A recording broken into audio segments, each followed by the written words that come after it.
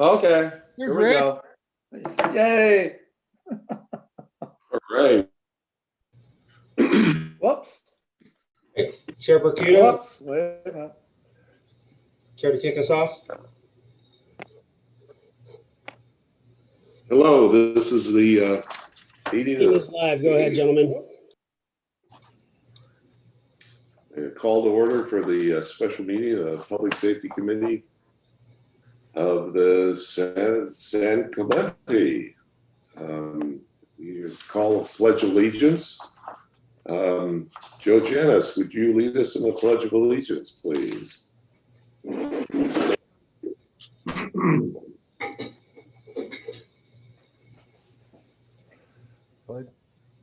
got to unmute himself. There we go. Got it, sorry. I pledge allegiance To the flag of the United States of America. to the republic the Republic for which it stands, One one nation. nation, under under God, God, indivisible. indivisible, with liberty and justice for all. Thank you.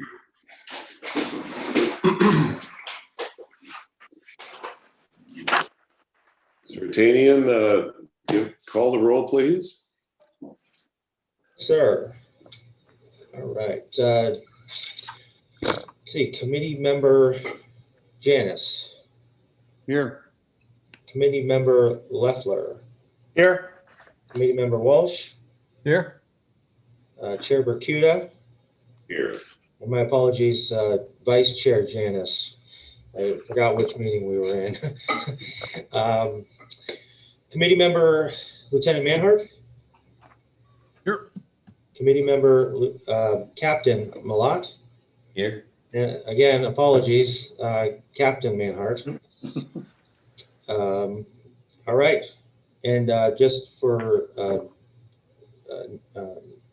recording purposes, we also have city staff Stephen Foster, our emergency planning coordinator, with us as well. Sure.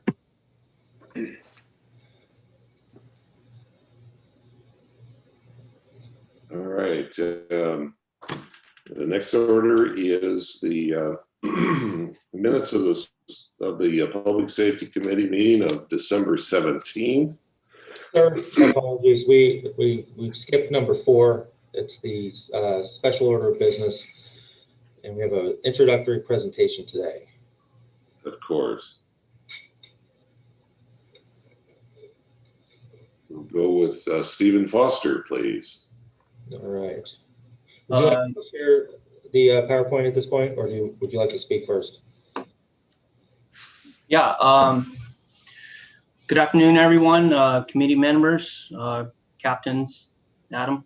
Appreciate it. My name is Stephen Foster. I'm San Clemente's emergency planning coordinator.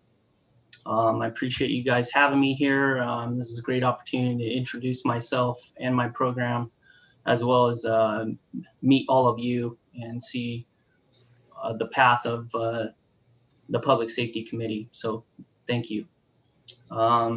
With that, you want me to share my presentation? Is that?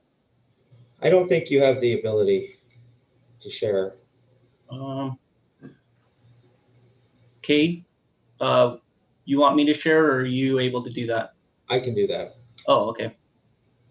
So if you're ready for it. Sure.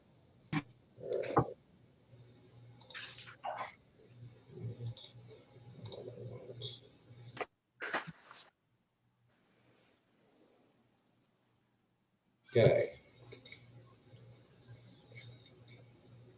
So gentlemen, again, Stephen Foster, emergency planning coordinator. I'd like to just go over my program tasks and overview. Next slide, please, Adam.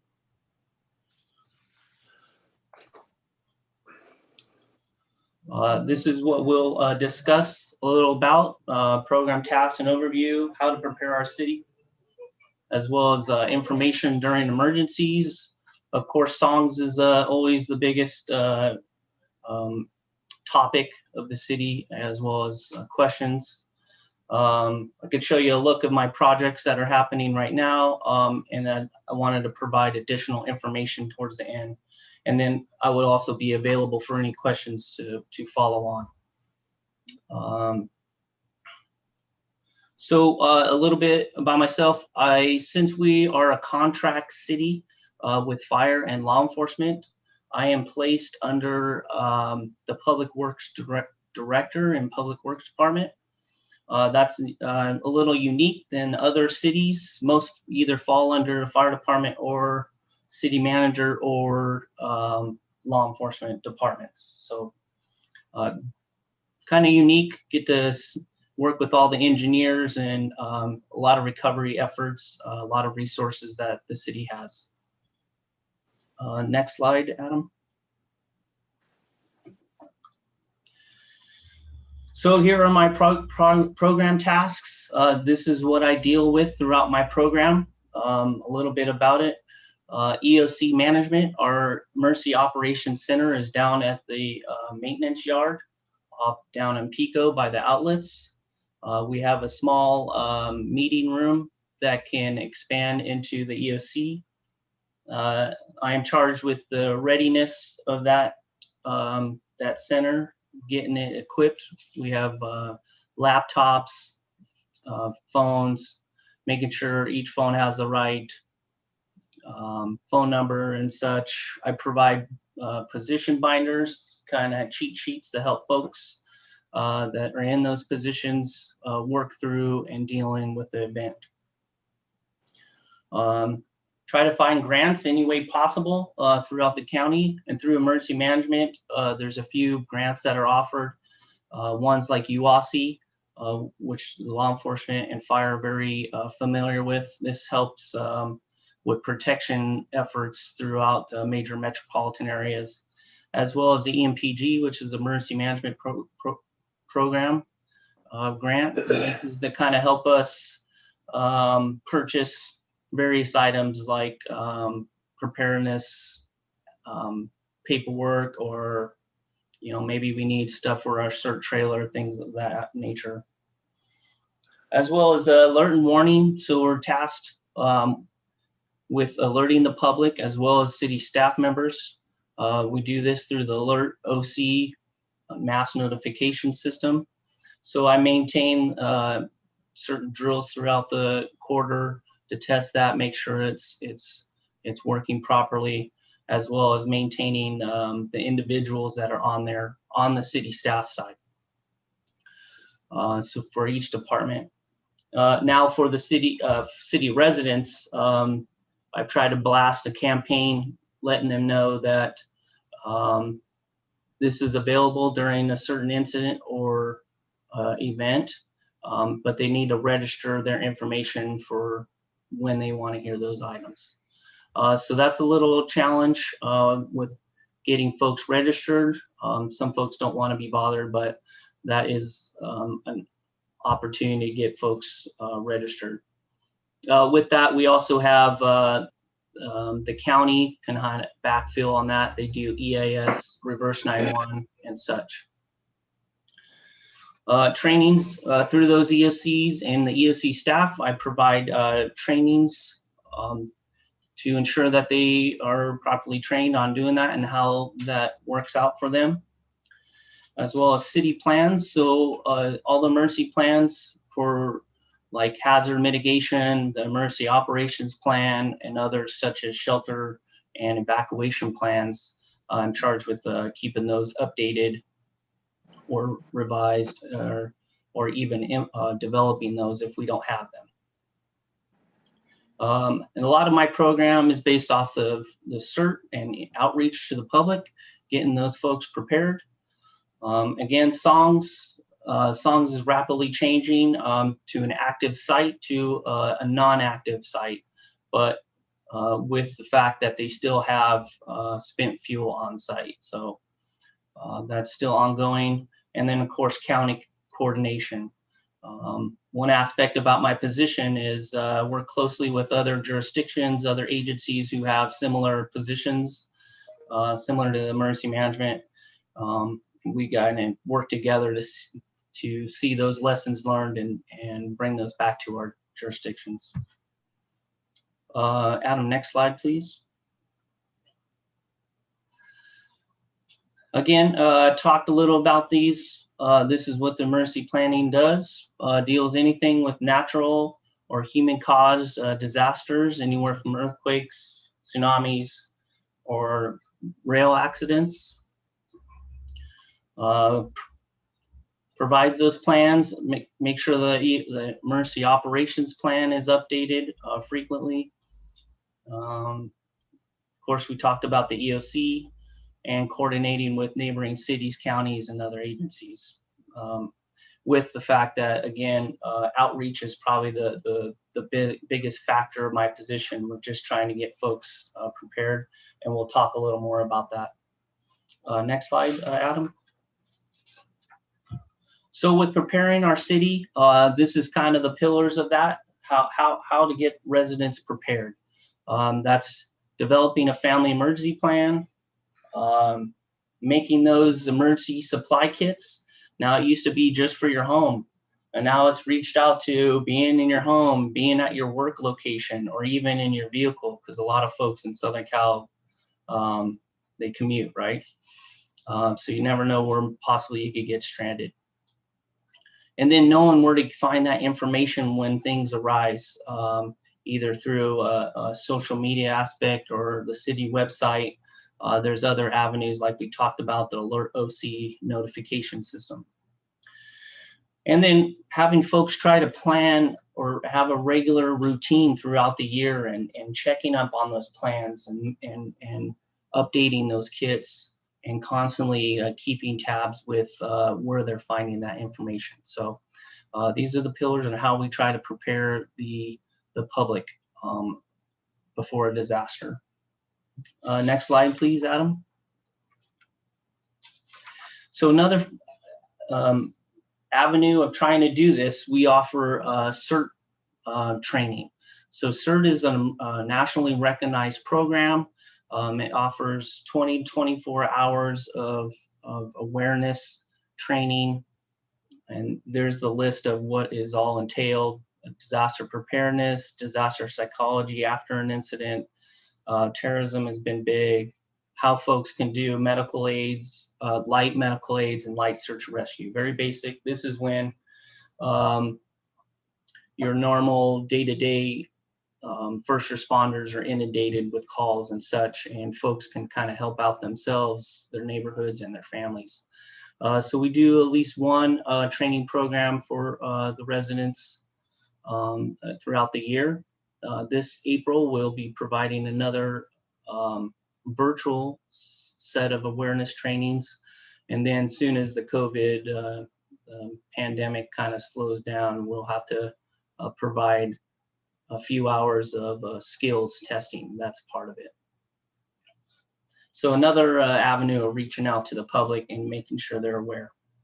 And with that, we do have a group of 20 to 25 volunteers that are on hand as CERT members throughout the city in case the city staff needs support in any aspect. Next, please. And this just kind of shows the information during an emergency. Where do you get information? It is still put out through radio stations, television, and most popular now is the internet, of course. Our city website is updated. We could do banners across the top of it to let people know. As of right now, Kate is our IT analyst is very instrumental in doing that, providing a lot of input for the COVID pandemic at this point. So feel free to check out the front page of the website. And then you may or may not know, all the sirens from songs are gone. Those are no longer for reasons that they wanted to let the cities take those over. But they're very expensive. The software on that was very costly, as well as the maintenance on the sirens and poles. It's a very outdated system.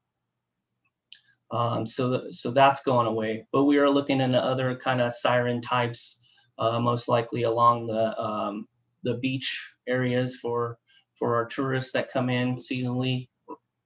So we're looking down the road for that.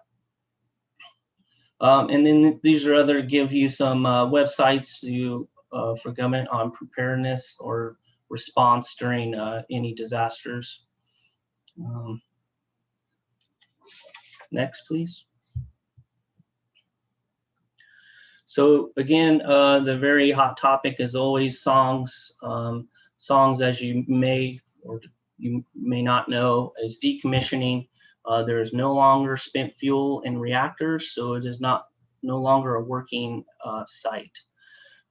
They have recently just pulled out all of the spent fuel in the fuel pools and put them out into a kind of a concrete basin in cylinders called canisters. And I believe there's 64, I might not have the numbers right, but about 64 fuel rods per canister.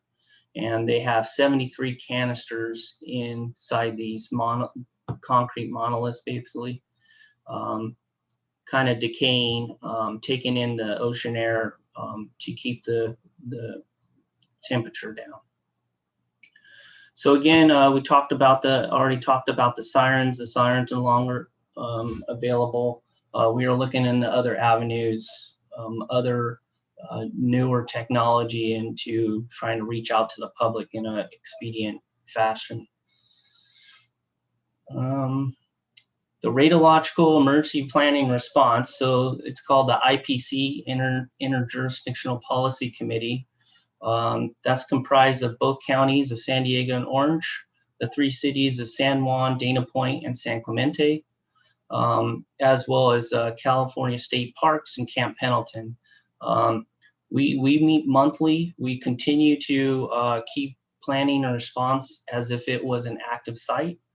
So nothing has changed there, and all of those response avenues are still in place. So, but with that, they are, since all the spent fuel is out of the pools, they have started deconstruction and dismantling of the site. I think they started on a few of the buildings on the outer aspects of the site, but their plan is to start from the inside and start breaking that down and transporting it to a different location. So down the road, it'll be a little weird, but we'll see when the domes kind of will be taken apart. So a lot of the public awareness and outreach will definitely be made before then. And then at the bottom, I just want to say anyone that's very interested in more on dealing with songs, down at the bottom is the website. They provide quite a bit of information that is needed, so please check it out. And as well, they do tours at any time that we can schedule, or if you want to contact them. So next slide, please. So I just wanted to point out just kind of like a time in my working career doing work projects. Just wanted to show you that. Right now I'm working on a hazard mitigation plan and its revisions. It's been a while, so I'm updating those. Of course, I'm doing coronavirus support, either through supporting the county from the city, as well as if you heard a lot of the CARES Act money that the federal and the state governments have been pushing out to everyone. I'm in support, have a working group trying to manage that and provide those details, which is very helpful. In the process of updating our website in the emergency planning pages. I also doing support update for a safety element of the general plan. And then again, we already talked about having the CERT program coming up. So me and a few CERT leaders are developing that training plan and how that's gonna all work out. And even as well, recovery, which is the most longest process, just to let you know, from a winter storm event in February of 2019, I am still doing recovery in that aspect, trying to bring back funding that we had to allocate to take care of it's a landslide off of El Camino Real. They finally just got that kind of taken care of and pushed out of the roadway. and then we're trying to get reimbursement from the state on that. So next slide, please.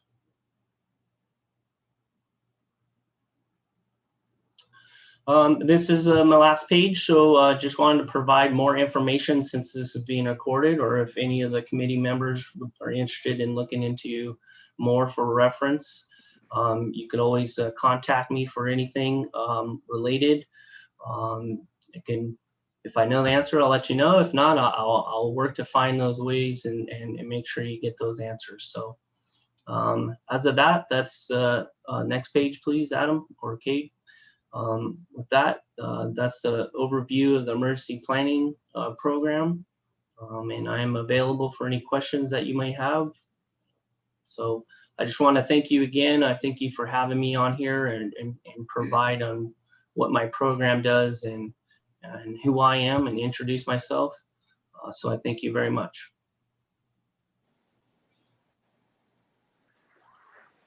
Is there any questions from the committee? Yeah, I have a couple, I guess. Hi, Steve, I'm Joe. Community member Joe, pleasure to meet you. You too. Who initiates the EOC? Who activates it? So during the initial event, it'll go to the city manager. So city manager will make that decision. He is the director of the EOC. And depending, I guess, on the magnitude or how quick this event happens, he can make that decision right away, or he could possibly reach out to the council members to at least let them know and then pull the trigger. So, But a lot of those events will usually come from your law enforcement, fire, for any type of wildland or terrorism event, such. So then all departments will be represented there, not all city departments, but the OCSD and OCFD also? Yeah, so the OCSD, OCFA, they get their information a lot quicker than I do, but it all funnels through the city manager, and so he'll deem appropriate to reach out to others if need be. And then do you have annual drills or every other year, something like that, to activate those things, or how's that work? In anyone specifically, or all together? Yeah, if you were going to have a major incident and you wanted to have a drill on activating the EOC, is it every other year you'd have it, or is that an annual thing, or how do you do that? So with activating the EOC, I usually have a workup plan to develop trainings for city staff. A lot of them, there's a lot of changeover, so got to build them up. And usually every few years, you'll do a tabletop style, and then eventually work up to, if you can, some type of a mock drill, if not a functional exercise. So yeah. And I just have one more. The Cert program, how many people are usually involved with in the class? Yeah, so normally our classes have been 20 to 30, but for some reason it seems to drop about a third. So I would say like 12 to 15 are usually towards the end. We're kind of excited to kind of change the schedule a bit and reach out to a different population. Before, our classes were one night a week for 6 weeks, so that can be pretty hard on some folks, especially with families and things. Okay, thanks.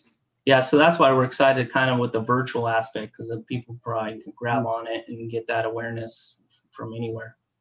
Okay, thanks. Yeah, thank you. I've got a couple of questions. Stephen, I'm Rick Leffler, and Nice to meet you. thanks for your presentation. And so if the EOC is activated, are you going to be assigned to the EOC? Is that the protocol? Yeah, so I'm assigned. I'm scheduled to be in the command section, so I'm basically support the city manager in directing. Well, just supporting him in directing the aspect of the EOC operation. So just supporting him, and then if any others sections or or there's a position that's missing, I can just kind of sit in that position and kind of support in that aspect. So kind of like your utility player, I guess, if you would think, in the EOC. Okay, and you alluded to it. I've only been involved with a couple of cities, but in both those cities, the city coordinator was always under the public safety or the fire department, police department side of the food chain there. And you're saying that you're under public works? That is correct.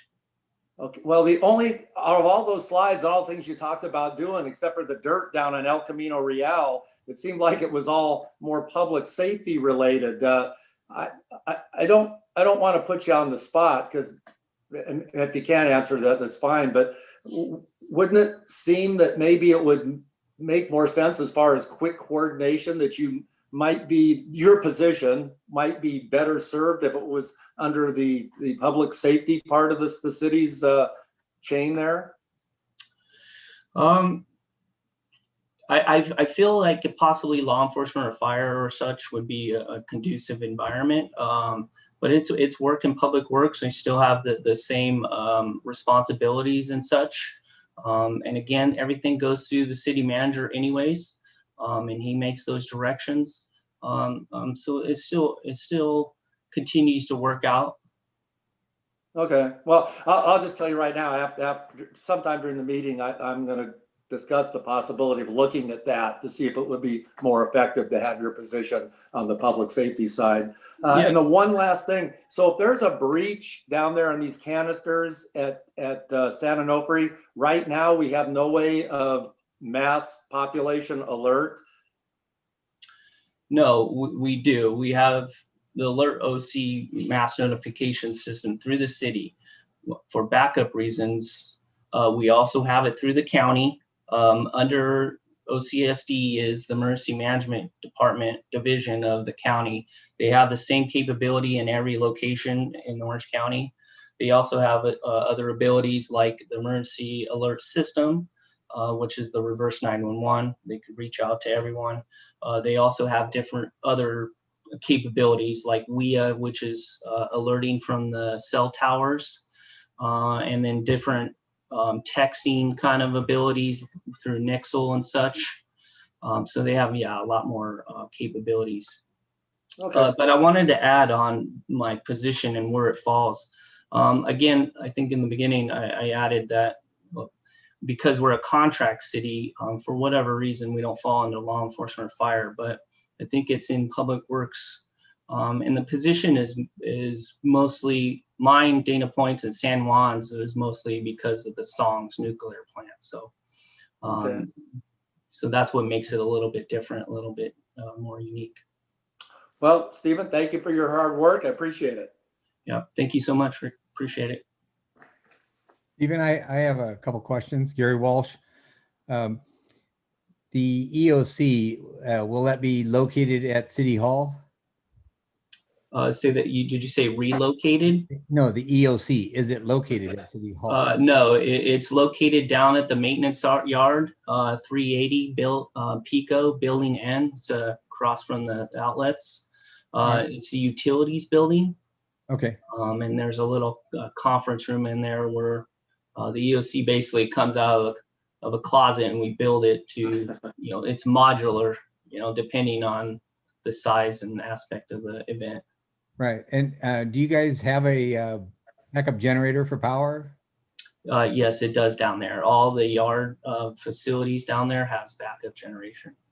All right. And in case the EOC was activated, would the sheriffs and the OCFD FA provide a representative in there? Yeah, so under our org chart for under operations, there are positions for both OCFA and OCSD. And I guess depending on the event and how they see fit, both the chiefs, they will provide a representative. I see. And because I'm just looking at the inner workings of this, and maybe both chiefs can tell us that Chief Capobianco and Captain Miller, Manhart rather, do you do you send a representative from the local fire station, or is there somebody else assigned to that? And for Captain Manhart, looks like he's on a call, but I was wondering, is a deputy immediately assigned to that? So. Yeah, so it really depends on the incident. So a lot of the times, I try to make it, my administrative captain tries to make it. We have fire prevention staff. So, you know, the big thing with the city EOC is that they're managing the city response. I'll say for a fire, the city support and the city response to that fire. Whereas a lot of the OCFA representation will be at the incident command post, which will not be at the EOC. It will be at a different location. Our objective is to, whether it's myself, my admin captain, some of our other staff, is to make sure that we have a representative there on the fire branch. And the biggest asset to that is to make sure that we're able to communicate. And, you know, like Steve said, we get some information, especially if it's fire related, we'll be getting that information quicker than the city would. So really to open up that communication line, that's the biggest thing. As far as the control of fire resources coming out of the city EOC, that'll be happening in the command post. So our big thing is to get representation there for the city to open up the line of communication. And really, when we have large incidents, we're trying to get, you know, typically it's not just one city, it's a couple of cities. We also need to get representation up on the Hill at the county EOC. And then we open up our own department operations center. So we have a lot of different EOCs and DOCs that are being activated when these incidents get big, and to make sure that we can have the support staff at them for that communication piece. Does that make sense? Yeah, I mean, it makes sense to me. I'm just wondering, while in the interim, where they're waiting for a representative to get there, Mr. Foster, maybe you can answer, how do they make communication with the fire and police? Yeah, both chiefs are directly connected to the city manager. So a lot of the information will be probably going directly to him at first, or in a quick response, and then be funneled through the rest of us in the EOC. And the way that it's typically worked, if a large vegetation fire were to be threatening San Clemente right now, my first response will be to the command post to start setting up incident command for that. While I'm en route, and as soon as I get there, that's when Eric and I start having a lot of conversations about when to activate the EOC, if I have a recommendation one way or the other on that. And that sharing of resources early on into an incident will be over the phone directly between Eric's son and myself, until we can get somebody, a representative there at the EOC. I see. Okay. It's just, in my experience, one of generally the weak link and everything is the communications. Suddenly the plan was, yeah, the representative's supposed to be the representative in there. Now they need to get a hold of somebody. They can't get a hold of them because they have communications failures, cell towers fail, you know, blah, blah, blah. So it just kind of compounds on itself. Well, it's a big priority of ours. I can tell you with our last fires that we had, getting a representative into Lake Forest early on, since they were doing evacuations, and making sure, I know the sheriff, the city lieutenant was in their EOC. We had our division chief in their EOC. So we do make it a big priority to have representation in those EOCs to support the cities. And I think over the last few years, the incidents have been on a level to where I think, like Eric's son, the city manager, has been able to meet you at the ICP, correct, Chief? A lot of times the city managers and we'll come out to the ICP and we can kind of give them a rundown and build the thing together as we go on. Absolutely. All right, thank you. Any more questions? Thank you, Steve. I appreciate the information and the presentation, and we'll certainly be in touch. Yes, thank you, everyone. I appreciate this opportunity. It was a pleasure meeting you all. Please reach out to me anytime. My number is on the slides, or Adam can furnish that information But if you'd like, I can stay on and accept any other further questions as well. So thank you so much, everyone.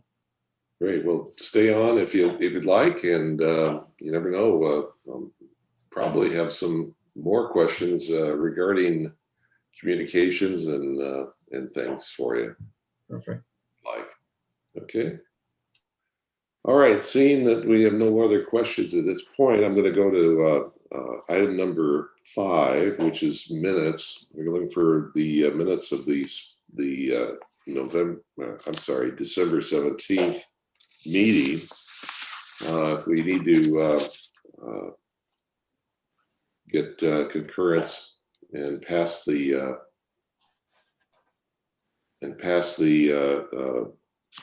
get approval on the minutes on that. So is I'll everybody? make Mr. Chairman, I'll make a motion that we approve the minutes from the Public Safety Committee meeting from December 17th, 2020. Good. We have a move. Any second? I'll second it. Okay. Janice, second. And we will call a roll on approval, and I will go ahead. Committee member Leffler, Aye. committee member Walsh, Aye. vice chair Janice, Aye. and vice chair Bercuda. Aye. And it passes 4-0. Next item is the minutes from the joint Beaches, Parks and Recreation Commission and the Public Safety Committee meeting on December 17th. Also, and this was on the use of electric bikes. Everybody have a chance to read through those minutes? Anybody dare make a motion to approve? I'll move that we approve the meetings from the Special Joints Beaches, Parks and Recreation Commission's meeting / Public Safety Committee meeting on December 17th, 2020. Great. Second. Okay, committee member Leffler, Aye. committee member Walsh, Aye. vice chair Janice, Aye. and chair Bercuda. Aye. And that passes 4-0.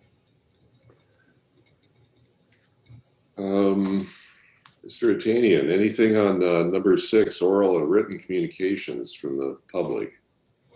I have not received any written communications for reading at today's meeting. Okay, great. Any reviews and recommendations to bring up? Seeing none. Let's go to new business, which is public bench alterations.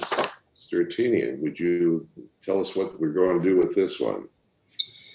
Yes, this was this is an item that was brought up at the last Public Safety Committee meeting by motion and approved by the committee for inclusion in today's agenda. The general discussion was the investigation of potential options to make alterations to the city's public benches to encourage sitting and to discourage the, I'll say, non-sitting uses of such facilities.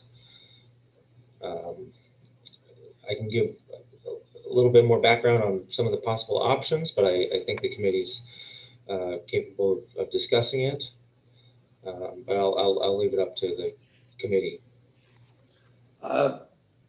Chairman, I'd like to make a couple of comments before we hear the possibilities. Please, go ahead. Yeah, I made this or brought this up for discussion, and basically it stemmed from talking to numerous business owners down on Del Mar Street that there's it's very common for the benches to be filled up overnight with individuals sleeping on them. And now in recent months, it's becoming more and more common during the day that they're taken up by individuals sleeping on them. While we know that as long as we're under Martin versus Boise, there's nothing that can keep somebody from sleeping on public property. we can do something to at least make it to where the benches are for sitting, not for sleeping. And there's nothing that precludes the city from making the benches more applicable for sitting. Other cities have done it. And usually it's done by putting 2 armrests on the existing benches, which kind of designates 3 sitting spots as opposed to 1 sleeping spot. And other cities have had this be effective in at least making some of the benches at least still acceptable for sitting to any individual. So I'd like to take a look at this and see if it's possible, what the ramifications are, both practicality for our benches being retrofitted, which I think there is a good practicality, and then along with the cost. And so that's basically what my feelings are on that. Okay. Any other comments from the committee?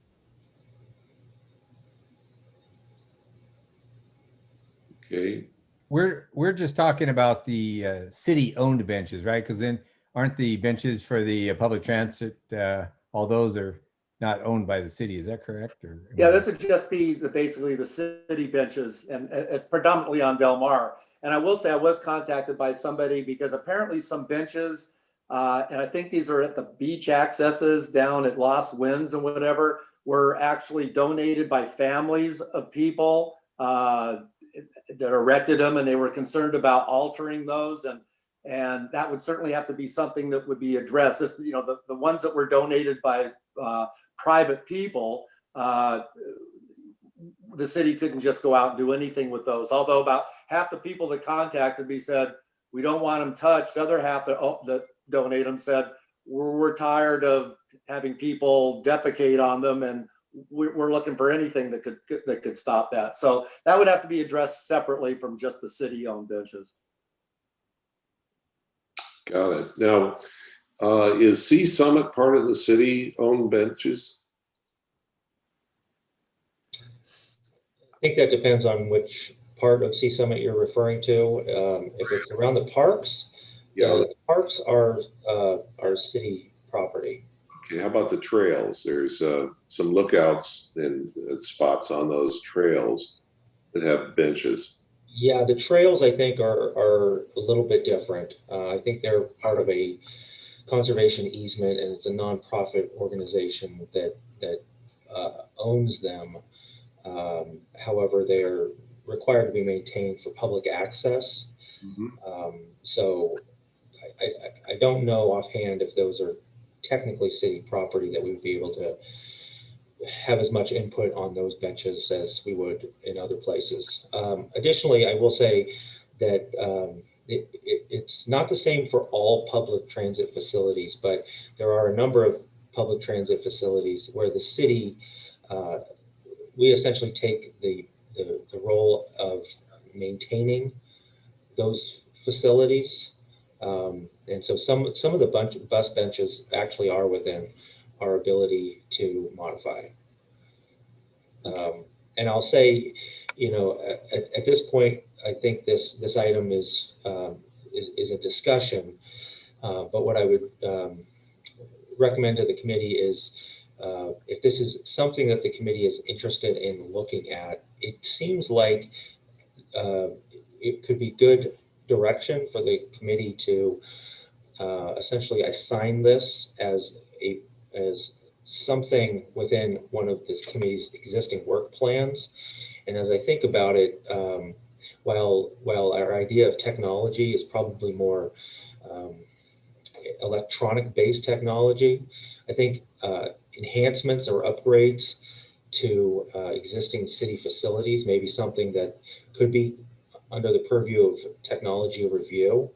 And at this point, if there's more work that the committee would like to do in terms of its investigation, maybe having those committee members do some, look into this this enhancement would be a good place to start, and then they can come back to the committee with more of a formalized recommendation as something they could include in a potential recommendation to the city council.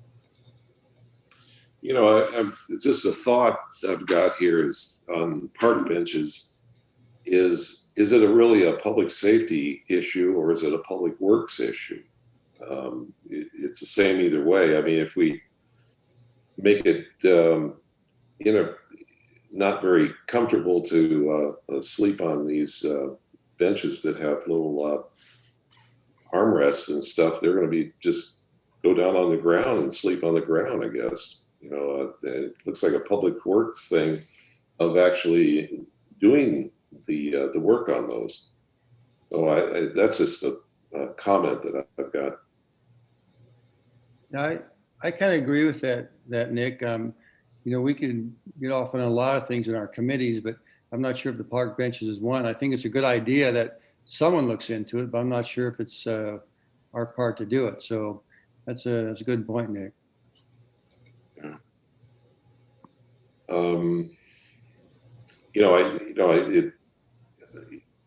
Rick, I think you're listening to the business owners, and they have a issue there, but I'm not sure if it belongs in our lap type thing, because there's a lot of other issues involved, like cost and maintenance and stuff like that, where I'm not sure if it's a public safety issue at this point. And it might be better that we find another home for that that be better fit. I don't know what you think about that. Are you asking me? Yes. No. Well, if you ask some of the business owners down there, when somebody is camped out and sleeping on a bench out in front of their business, they don't feel safe, and potential patrons don't feel safe going into their businesses. And some of the people that sleep there are aggressive, and it causes a concern to public safety. I don't, hey, I'll defer to Chief Manhart to chime in here and see if he thinks all the benches are filled up with people sleeping with all their goods on them, if he thinks that's possibly could be related to public safety. I'll have to ask him. Captain Manhart, are you available? Yes, I am. Discussions regarding benches, public benches, and sleeping on those, and is it a public safety issue in your mind? And because we've got, I guess, business owners that are starting to complain about the customers being kind of, they'd rather go someplace else to buy things because they feel intimidated by the people sleeping on the bus benches or the benches. Is this a law enforcement issue? Well, if it comes to, you're talking about, is it a nuisance call or is it something of convenience? And I understand the desire to not have people utilizing the park benches that aren't for transportation. But as far as law enforcement, I'm not sure that that we would be the ones to be enforcing that. But I kind of agree, Nick, with your initial assessment about parks and recs, about designing that, and hopefully that would rectify or remedy the concerns at this point.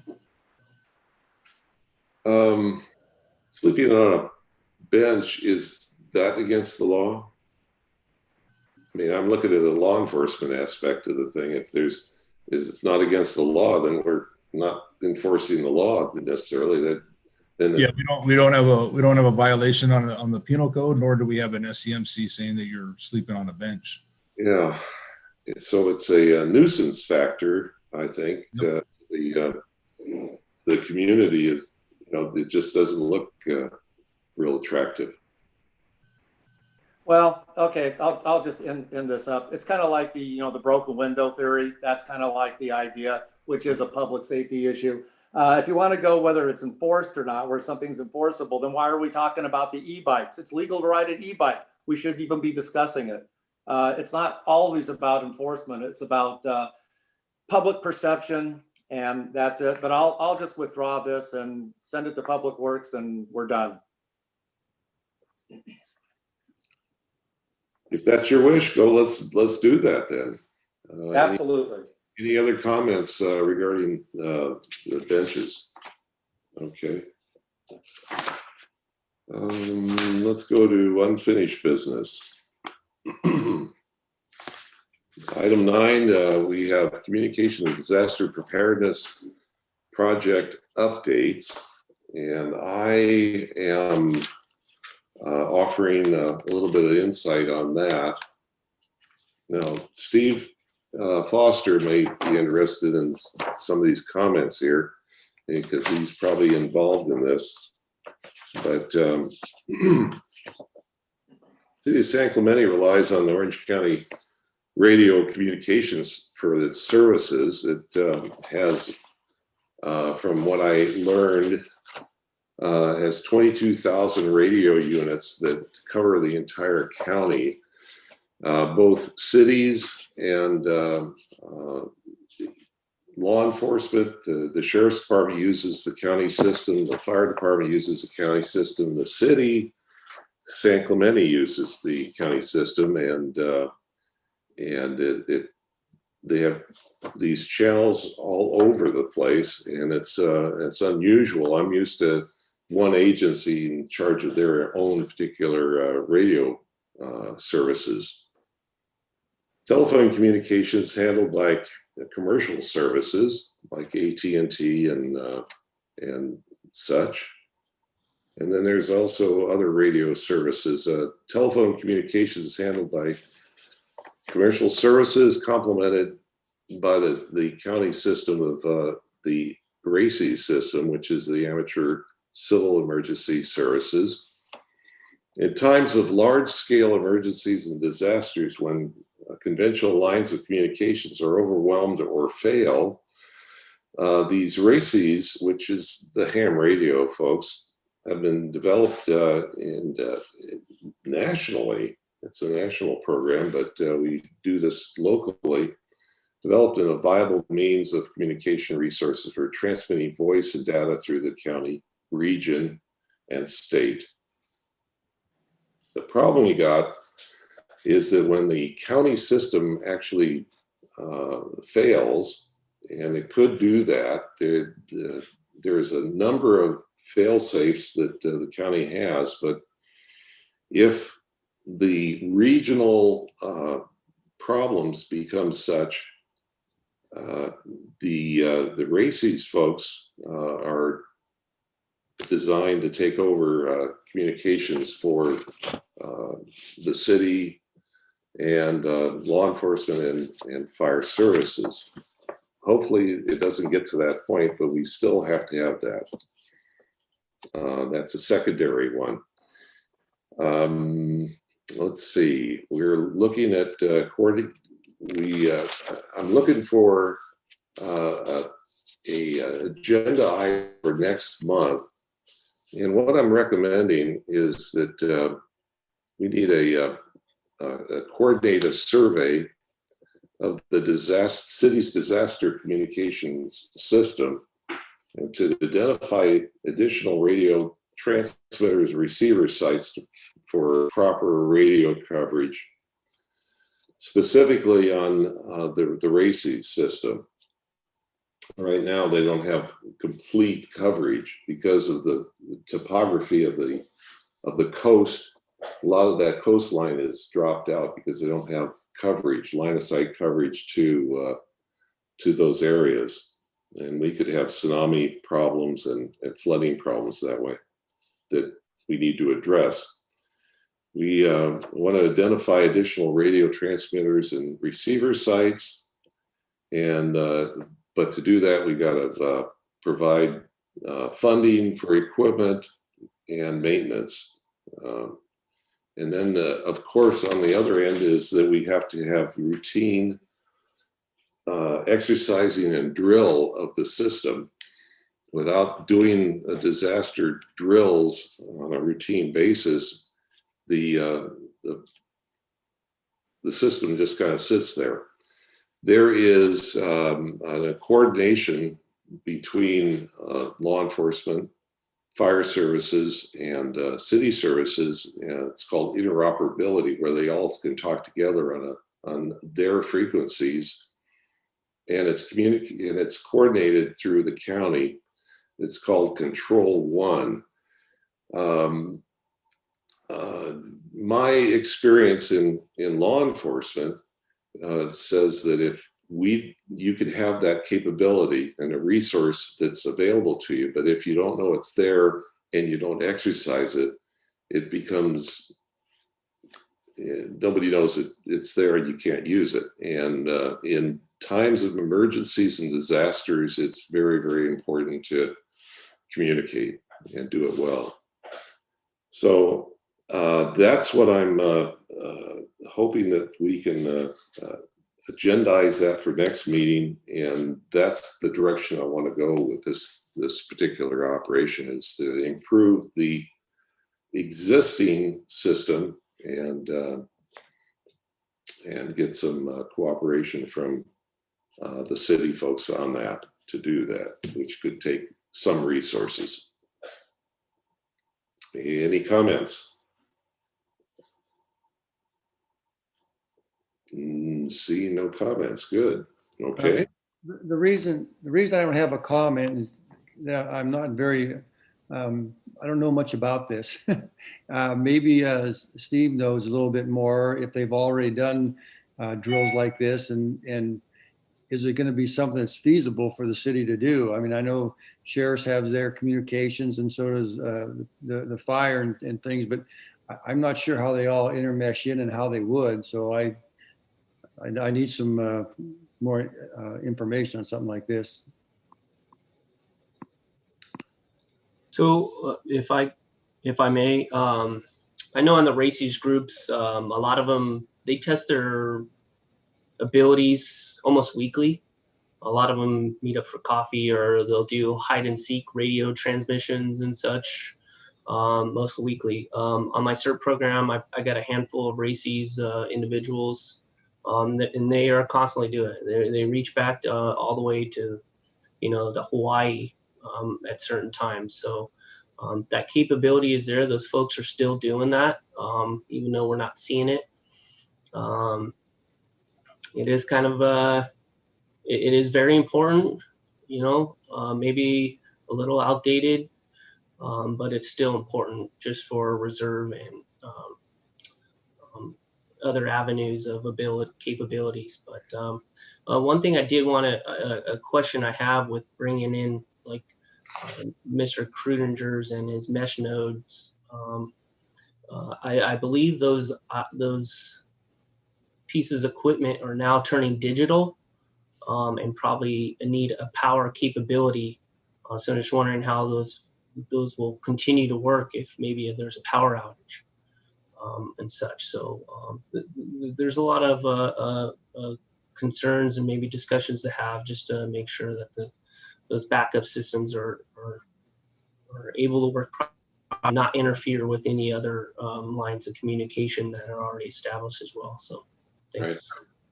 Yeah, that's important. The looking for those transmitter receiver sites, it's important to have security, and then you have to have power, whether it's solar and battery, or commercial power with a battery backup. But that's where the question of a survey is: what's the need to enhance the program, and what's it going to take to do that, to give you, Steve, and the community a better sense of we can communicate together on this thing. One of the things on the 800 megahertz system that the county has, part of that 22,000, is Captain Malot's system is also tied into that also. So marine safety is a big part of our community, and we want to make sure there's sufficient backup for his services too.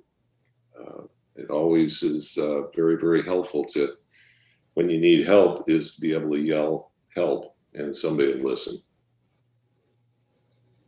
Good. Any other comments? Chair Percuda, I'll speak up for just a second. So there's, sounds like there's two types of communication networks being discussed in this one item of communications and preparedness. The one thing I will say about the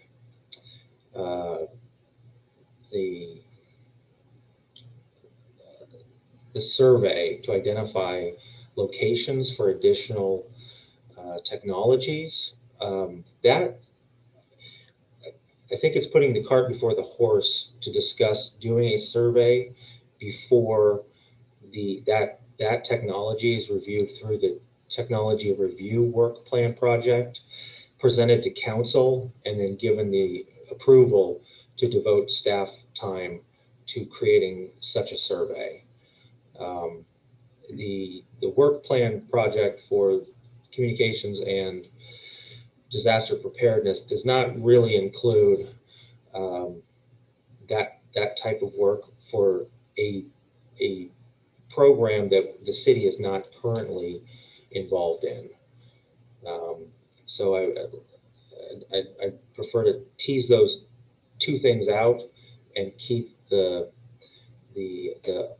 Arden program within technology review and focus as far as the county's existing communications network to the identification of that network and its ability to provide resources for the city as an investigation. But in terms of doing surveys to enhance those types of networks, I think in order for staff time to really be devoted to that, we're probably going to need council direction. Okay. Well, I don't disagree at all with that. I'm just trying to enhance the capabilities of the system. The Arden system is different than the RACES system that I understand, and it's more of a digital thing, and it's up and coming. This way we can use, it's a kind of could be a replacement also, voice and digital, like in emails and things, so they can communicate a lot faster and easier. Technology is racing ahead with all sorts of things, and I want to make sure that we have the capability. So the survey basically is, we need to find out what we need. We don't know what we don't know. So I heard both networks discussed. I just wanted to make sure that we were on the same page for that. And I think like the county system, we don't have to deal with, they're dealing with it themselves. And it's very robust. It's, I think my concentration basically is on technology like the Arden system, which is new technology, and communications. Basically, it's disaster communications I'm looking at on this particular possible project. And the RACES also is to supplement anything that needs to be there also. So that's the intent on it. All right. Okay, so you did speak about putting an item on the next month's agenda to Right. Next steps.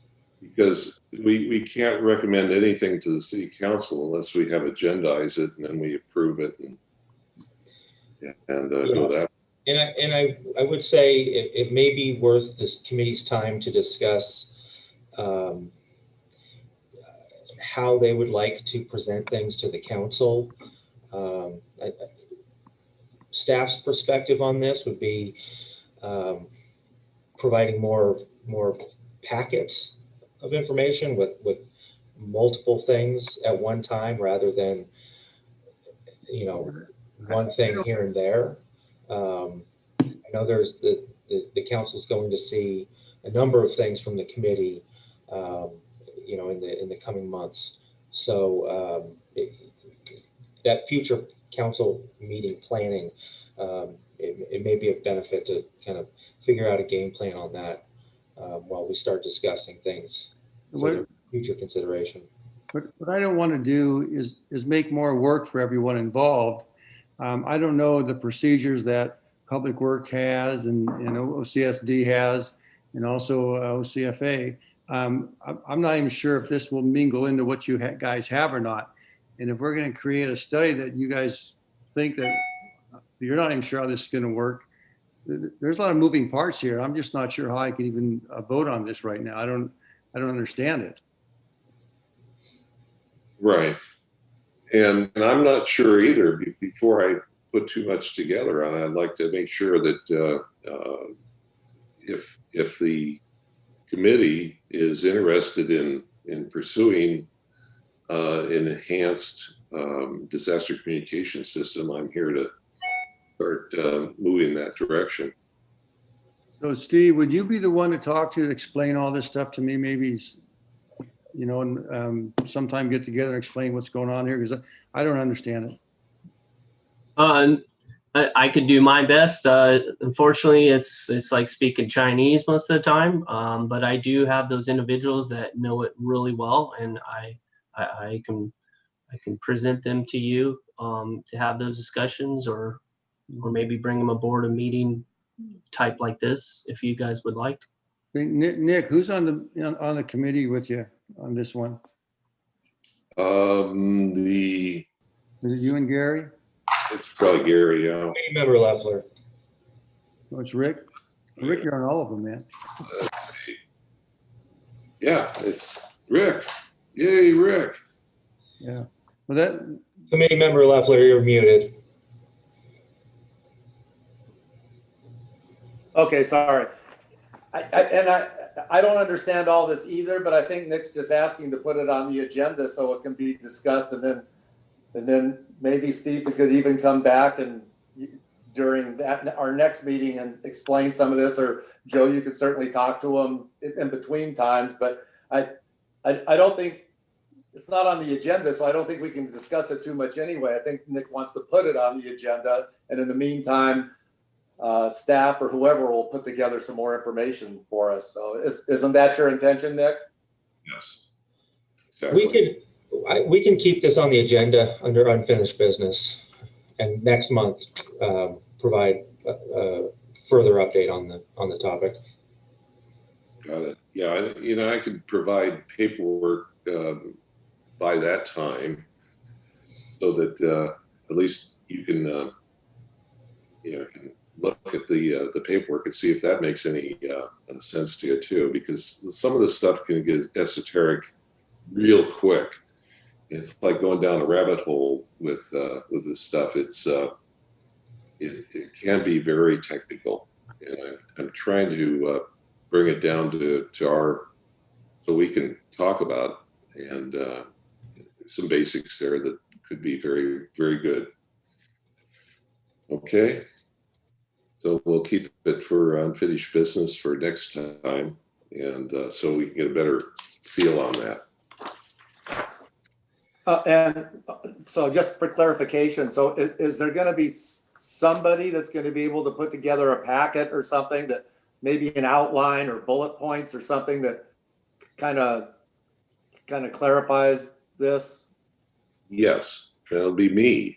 Oh, okay. But I'm going to include you too. Well, okay, yeah, include me first, so then I kind of know, and then we'll let it drip downhill. Because I'll run it by you, because if it doesn't make any sense to you, forget about everybody else. Hey, don't set the bar at me understanding it. You're a co-conspirator on this thing. Okay, well, okay, yeah, I think that's a good idea. So we'll continue the next meeting. We'll get something out to everybody with a little bit more clarity.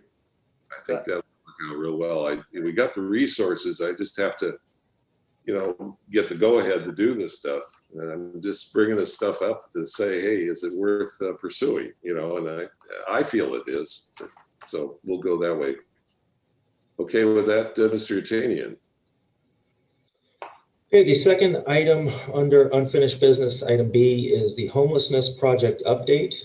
And I'll just say the items on unfinished business listed today are simply because the work plan, as we discussed the implementation of the work plan projects, we identified certain months that certain projects would be discussed. And so this is just a placeholder. If the community members that whose project they are assigned to this have any updates, please go ahead. I'll speak to this, is that, and just to remind the committee members that the homeless project update, the homeless project with their inside our committee is different than the subcommittee homeless business. So this project was just to oversee the best practices and recommend for best practices with the homeless committee. First thing I've been attempting to do is to gather statistical information. And I have requested it through both the sheriffs and the fire. It's not their fault that I don't have it. It's more my fault that I haven't followed up enough, because you get a tendency to get directed to somebody else who directs you to somebody else, and then they send so it's my fault really that I don't have a better update. Just say yes, I got some statistical information, and I also wanted to talk to each of our committee members and ask them, what information do you want? Because that was some of the questions I got back was, well, what information are you exactly looking for? So I would like to get together with our members, but again, you can only do it through limited means, ways of contacting our committee members without violating the Brown Act. So anyways, that's the bottom line on that. Is I don't have anything to update or report on this.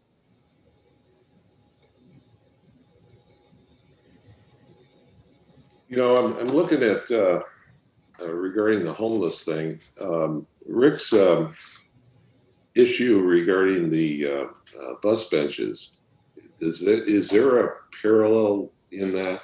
Is there some linkage in that at all between people? Well, I'll tell you, in practicality, of course it is, because the people sleeping on the benches that are causing the issue are mostly homeless. But I don't want to say that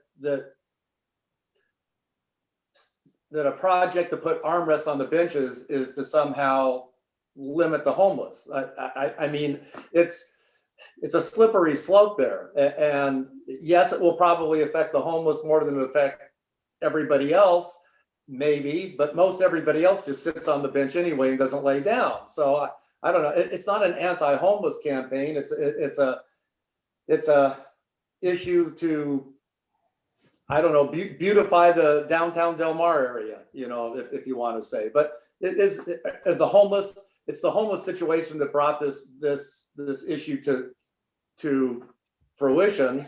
So I don't know. I mean, I guess it could be, but I don't know.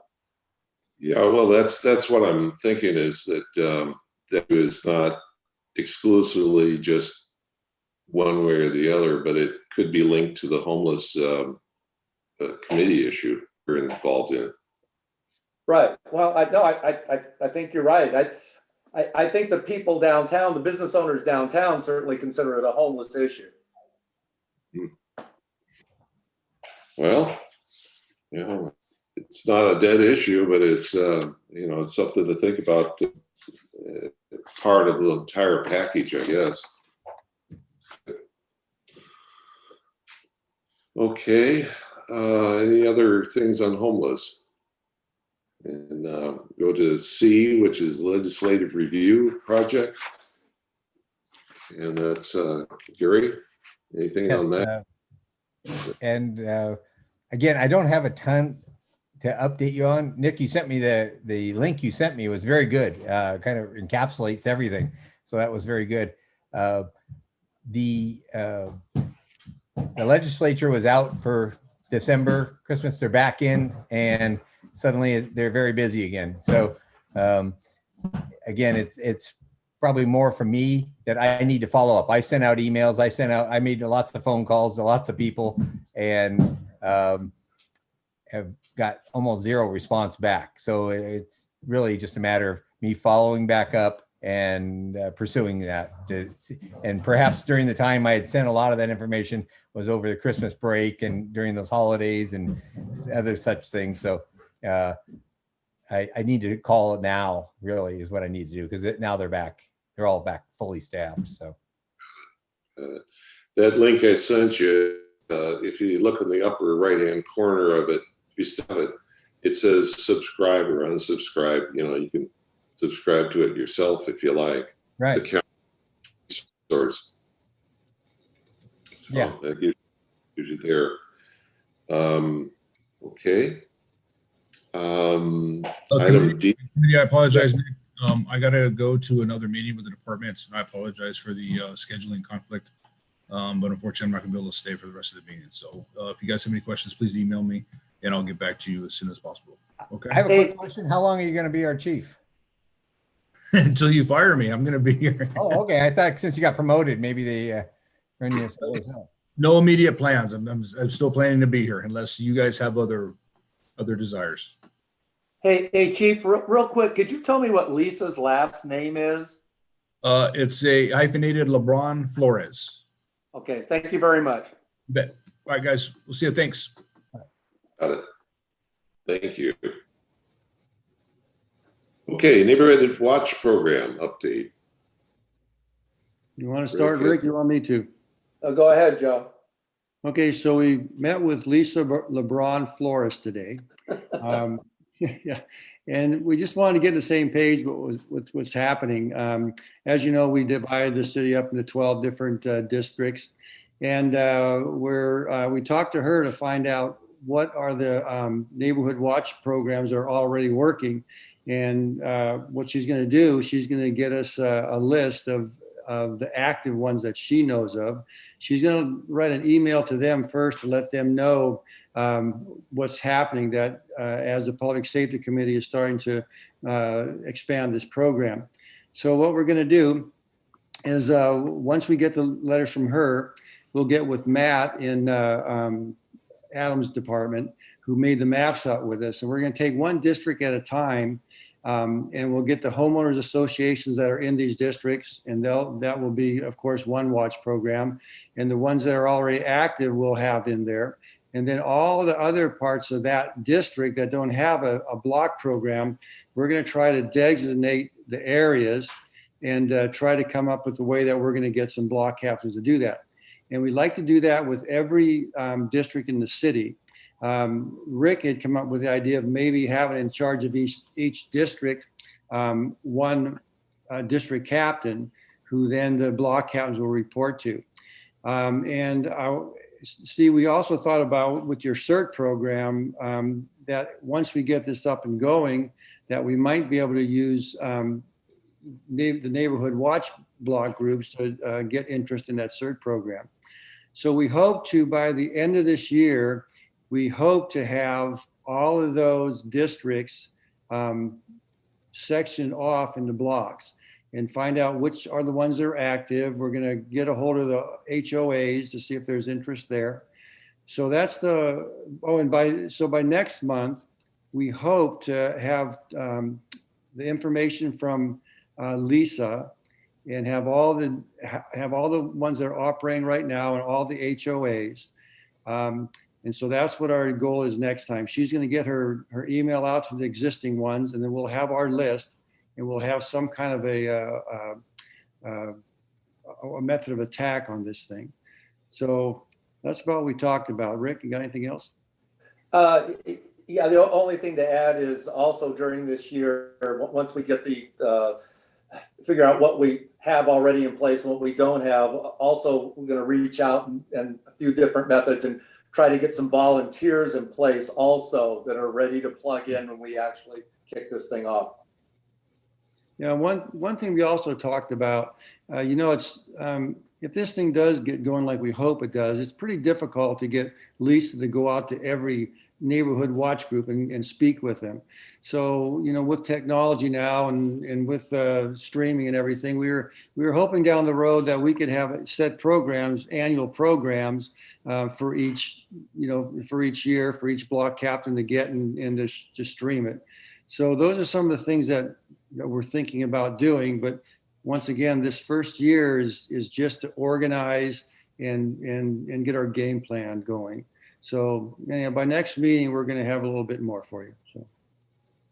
And does anybody else, I know now, Chief Manhart's gone with probably the primary one, but if anybody else now that's here present has any input, suggestions, or anything? Oh, it looks like Stephen. Yeah, gentlemen, if I may inject, have you guys talked or possible utilization of the Nextdoor app? I know a lot of my CERT members that are part of their little, different blocks and community groups. They use that quite significantly down here in San Clemente. So just wanted to throw that out there. Yeah, that's a great comment. And one of the strategies for actually when we launch this, the getting volunteers would be Nextdoor, app. We would make an announcement, the San Clemente Times. We try to put out as many places as we possibly can, but you're right, Nextdoor is an outstanding resource. And I'm jotting that down so I don't forget it. Good job. Yeah. Yeah, there's a lot that we all can share on that one. Any more on Neighborhood Watch that we need to talk with? Okay. All right, let's go to technology review. I've got one issue here that I'd like to throw out. And this is license plate readers for the city. Right now, Talega has this system right now going on. It's not tied into the city at all. It's very private, as it were, and they monitor the license plates of people coming in and out for burglaries and whatever they have. Captain Manhart, when I asked him, is there anything in technology? And he mentioned a particular company called Flock Systems. And so I started making some phone calls and checking into that. Found out that it's it's becoming more and more popular. There's not much of a competition to that other than what they've had in the past. Buy the equipment, spend a lot of money, and you maintain it yourself. Now, this system here is leased, and it works pretty good because it goes on a 15-foot pole. It's solar battery powered, and it's communicates through the cell system. And it's pretty slick because it operates when you run it through the law enforcement agent. This case, the sheriff's department, they have other cities that are actually using this thing right now. Ed sent me a little clipping that came out on Stanton. They're having, they have bought 10 as a test, and they had such a good success on it. They have 26 more they're bringing up in their city council meeting that's coming up tomorrow, something like that. They're financing it through law enforcement grants. And what it does, it's a deterrent it picks up stolen vehicles. It'll alert on that. It's self-contained, and it for Amber Alerts. They can put in a license plate number, and the scans all these plates going by. And if it picks up that alert on that, what they do is they put these at the entrances to the city and scan all the cars coming into the city. The city that I'm familiar with is La Canada. They have 38 of them, and they're half the size of San Clemente. And they are absolutely sold on the system. The law enforcement rep up there, who's the captain of the sheriff's station, he says it's a absolute game changer for him. He's finding that the professional burglary teams and individuals actually are familiar with them, and they look for them when they're casing neighborhoods and things. If they see them, they go to someplace else that doesn't have them. So Lake Forest has got them, Huntington Beach has got them, and they're all positive responses on it. And so I think we need to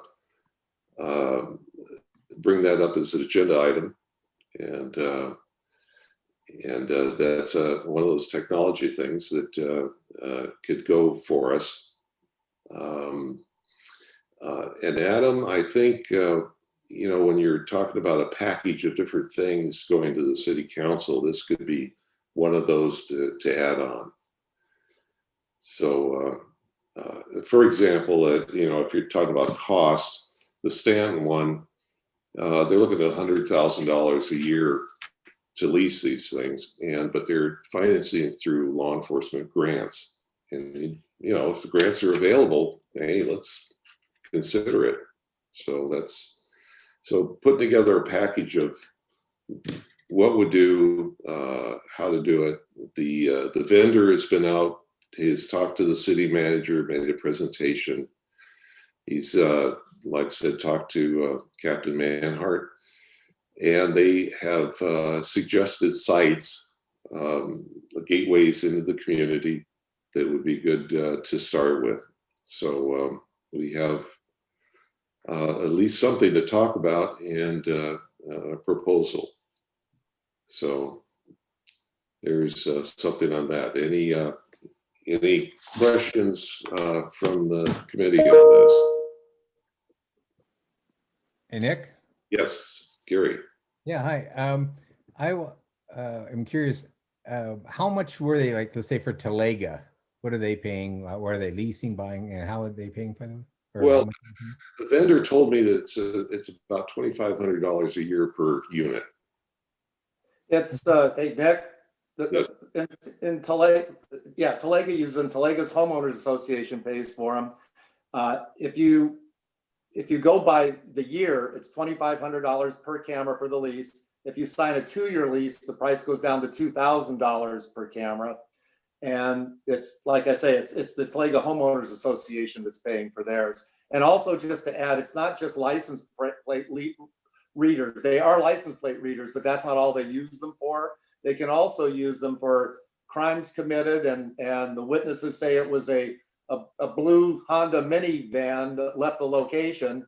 They can check the cameras and check to see if they can find a blue minivan leaving at that particular time in the area, and then can read the license plates and do follow-ups on crimes also.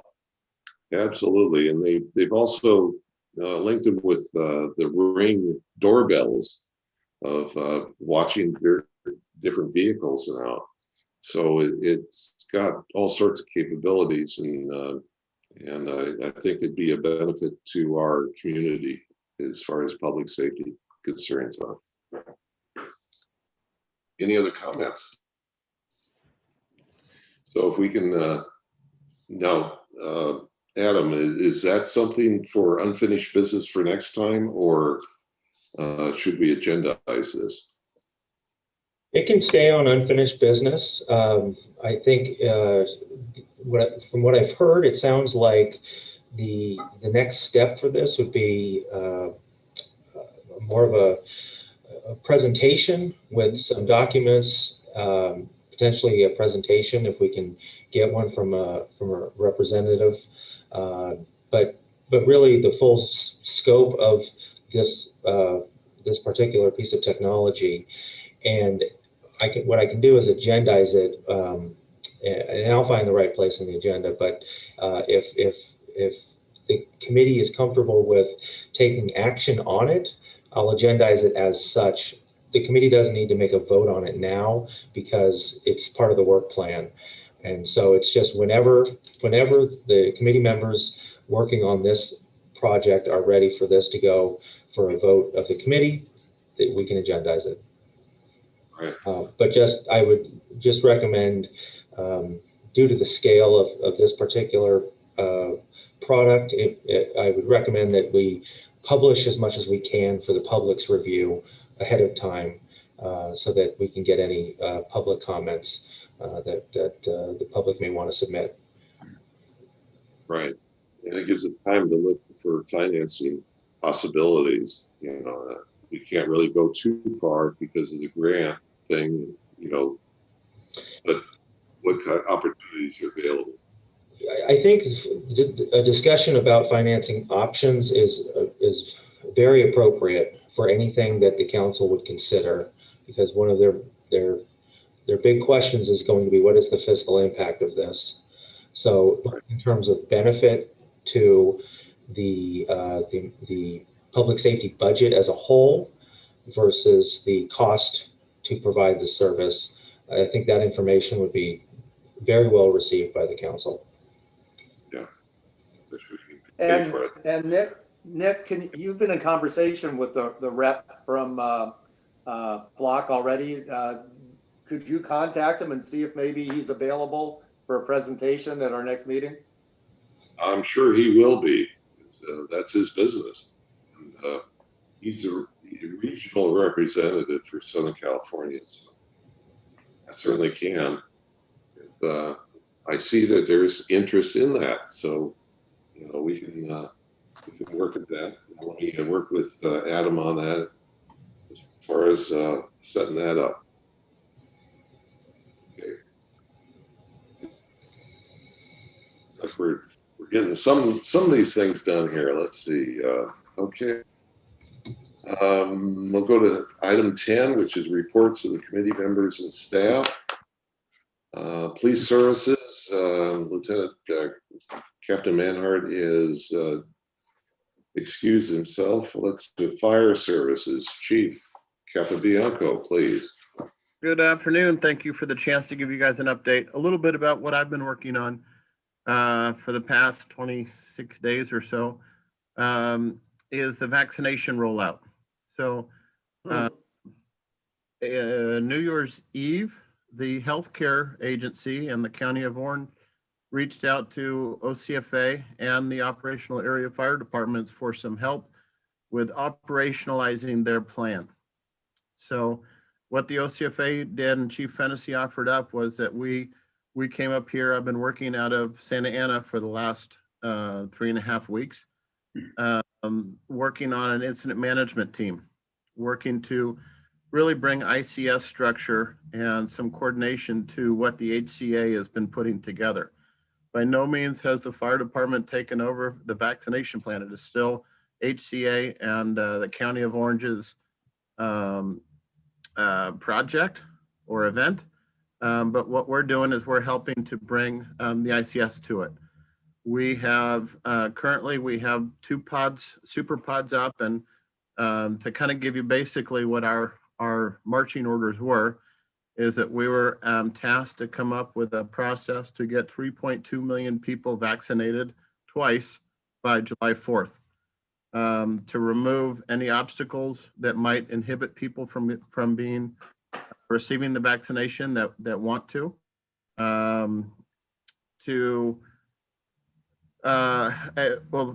of the overall goal initially was to get 5 super pods up and running, and then also figure out how to access our vulnerable populations that may not be able to get to some of the super pods. So at this point, kind of the program itself, we broke it down into 5 points of failure. The first would be the site acquisition. We've gone through, there are 2 sites that are currently open. Disney and Soka just opened up last week. There are contracts for 2 other sites, which are not being shared yet. And then we're working to finalize the 5th. So the site acquisition part is going very well. The logistics piece of it is kind of something that, for those of you that have been in a fire camp, it's something that we do quite a bit. And so the logistics have all moved forward. Like I said, Disney and Soka have been supported and are up and running. The next part of it is the scheduling piece of it. And you've all probably heard about the Athena app. Although there are some speed bumps along the way, The Athena app is up and working. There's almost 500,000 people from Orange County that have been registered into the Athena app. And appointments are being managed both for a first shot as well as second dose. And the Athena app is moving forward very well. The other two parts, which are kind of our sticklers, one is staffing. Staffing these pods, if we were to get all 5 pods up and running at full capacity, we're looking at over 600 people a day working at these pods, and where that staffing comes from. So there's been a whole bunch of things that we're working on, but to summarize it, we're looking at about 50% coming from the county, about 30 to 35% coming from city support, and then another 15% coming from volunteers, both clinical and non-clinical. And then the other, and what's proving to be our biggest limiting factor right now is the vaccine supply. Vaccine supply is what we're working on. So right now, if you look at our 2 pods, we have a pod is been designed so it can be set up in a modular fashion. A clinic has 6 people administering vaccine. A super pod is made up of anything from 4 to 6 clinics, depending on staffing and vaccine supply. So right now we have 2 of our clinics. So Disneyland can go up to 6. Right now, Disney is only operating at 2 clinics, and SoCa can go up to 4, and that's operating as 2 clinics as well. And really what we're trying to do is, rather than undulating up and down based on vaccine supply, is to try to figure out kind of the average so that we can do really a similar set of vaccinations per day and not run out of vaccine. So that's kind of how we're operating right now. There is a mobile pod concept that's still being developed to really try to hit the most vulnerable, hard hit communities. A lot of census tracking has been done on not only the age, but the cities and locations within the cities to try to figure out where those can make the best impact and really try to reach those people that are in our biggest need and may not. Those super pods might not be the best spot for everybody. So just kind of some of the stuff we're working on. We're well engaged up here supporting the HCA and the county, and things are moving forward. And as an example of kind of like a city EOC versus what an incident, Stephen Foster and we have a conference call every Tuesday and Thursday to keep that information going with the emergency managers. So kind of how that city EOC and an incident works to handle that piece of it. But that's kind of a high level overview of what we've been working on for the last couple of weeks. And I'm available for any questions if you have anything. I think you're still muted. There we go. I have a question. Sure. And again, I heard the rumor mill is that there may be a shortage of those who can give the shot, that is nurses, doctors. Has there been any thought of ex-paramedics and no longer certified retired firefighters being able to volunteer to give those shots? Absolutely. So there's a whole, as long as your paramedic license is still current. It's not current. Yeah, so it still has to be a current license.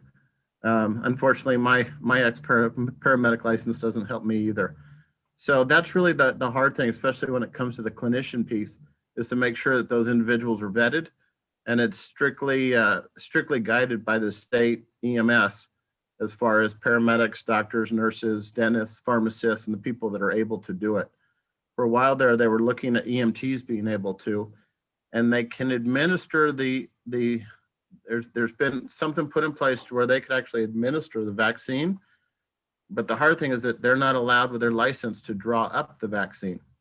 So it's hard to utilize an EMT. It's really would be adding another person to the process. So unfortunately, the ex-paramedics aren't in the process right now. But there's some things in place on how to grab those clinicians, both volunteer doctors and dentists and that type of stuff that are on their weekends. But also there's a contract being signed for clinicians on extra help basis, that the county is actually hiring clinicians to do these pods. And so give it another week or two, and I think our staffing is going to be up on a plane and working much more smoothly. All right. And just as a reminder that your ex-paramedics actually, were versed in giving shots, had to give shots, and I know how to do that, and are retired, where most of your doctors, dentists, all these kind of people are working full-time during the week when you want to give those shots. So just food for thought.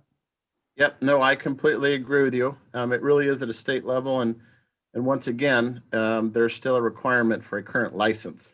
So it's really a state medical licensing piece outside of trying to access that pool. I agree with you. There's a bunch of really qualified people that could jump in and help.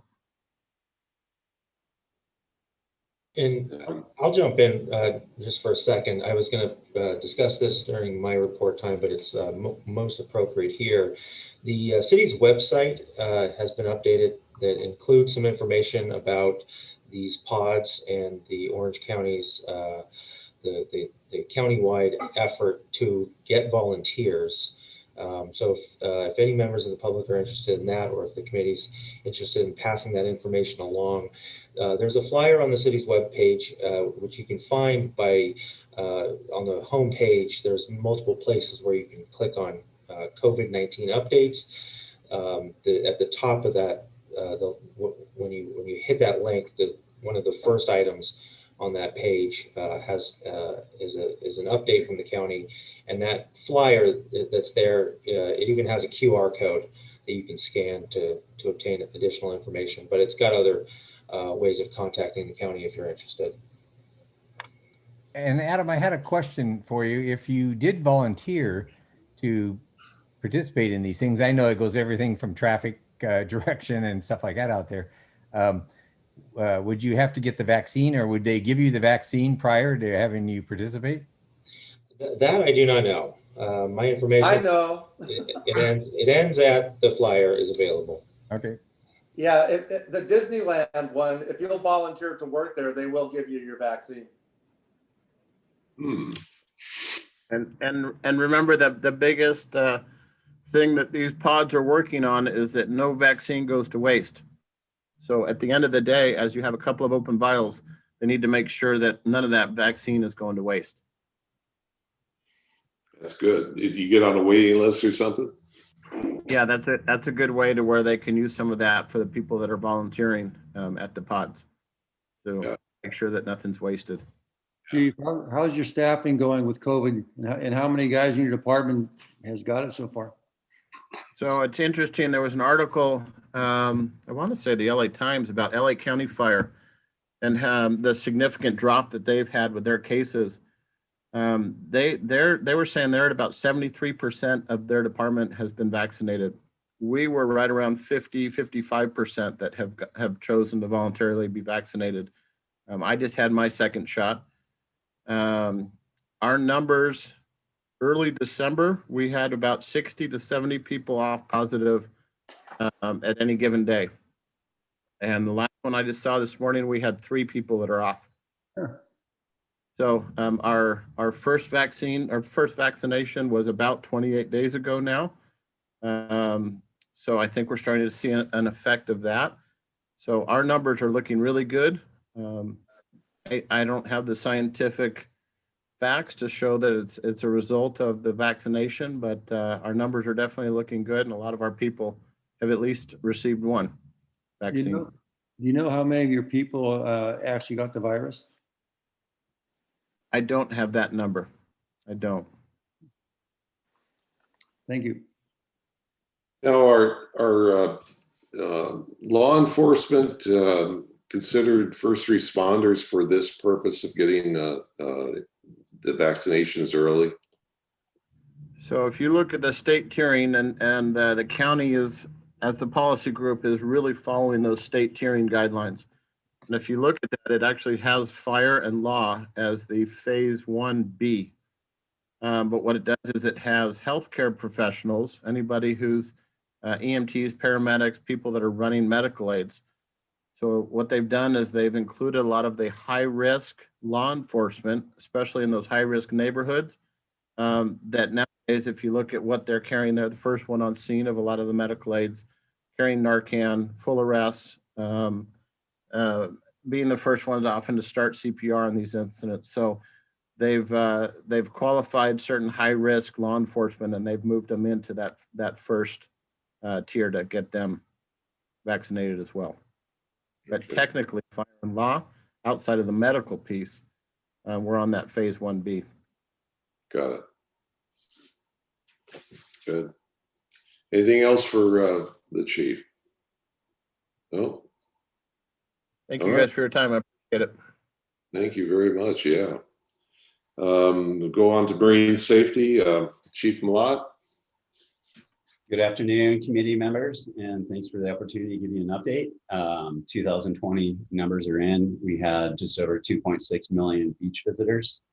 We had 2,686 rescues for the year and no drownings. That completes 11 years, consecutive years without a drowning. Last one was in 2009, and prior to that was 30 years. So we've gone 41 years with one drowning. So hats off to the men and women out in the field making the rescues. Activity for January has been, as you know, last week we had summer light conditions. Right now we run about 3 lifeguards a day and increase the staff 100% during the stretch of January 14th through the 20th. We had 3 to 5 foot surf and up to 75 degrees on the air. In fact, we actually opened up the tower at T Street on the weekend. We had 9 rescues for that weekend, 172 prevents, 115 law enforcement for those 7 days. Total for rescues for January is 12 at this time. Typically, an average would be 3 for the month of January. Vaccinations, hats off to Rob and Chief Capianco for spending the time up there. I reached out to Stephen Foster to see about public safety for our staff down here. He was able to assist me with the County of Orange and was able to give an opportunity for the EMTs that work for the lifeguards department to go up to the Orange County through CARES ambulance to get the vaccination if they chose to. Also, for 10 days, January 10th through the 17th, Orange County Lifeguard Chiefs Association worked together and were invited to volunteer up at Central Net up in Huntington Beach, a training facility from January 10th through the 17th. I actually went up there on the 17th and volunteered my time on Sunday. And it was actually a really great experience to see the amount of people going through and enthusiasm with the people getting the vaccinations. Quite the production up there. They vaccinated 1,500 for Sunday the 17th, and I believe their goal was 10,000 for those 10 days.